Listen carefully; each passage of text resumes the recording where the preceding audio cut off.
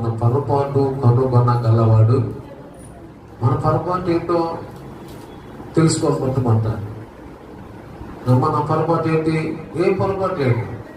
అలా అనుకుంటా నీ పొరపాటు నీకు తెలియపోతే ఎంతో నష్టం జరిగిపోతుంది.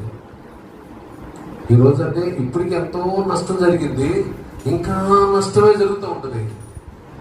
ఎప్పుడు మన పొరపాటు తెలుసుకునే వరకి ఎంతో నష్టం జరిగిపోతుంది. మరి నష్టం అయితే ఎట్లా? మీ అందరికీ మాట చెప్తాను. దేవుడు యోనాని ఏ పట్టణం వెళ్ళమన్నాడు? నువ్వునే పట్టణం వెళ్ళమన్నాడు. ఆయన ఇంకో పట్టణం వెళ్తున్నాడు. ఆయన సొంత ఆలోచన తీసుకున్నాడు. తన తప్పేంటి తనకు అర్థం కావట్లా, తన పొరపాటు ఏంటి తనకు అర్థం కావట్లా. అతడు ప్రయాణం చేస్తున్నాడు. అతడు ప్రయాణం చేస్తానికి టికెట్ కొనుక్కున్నాడు. టికెట్ కొనుక్కొని ఒక వాడ ఎక్కేసాడు.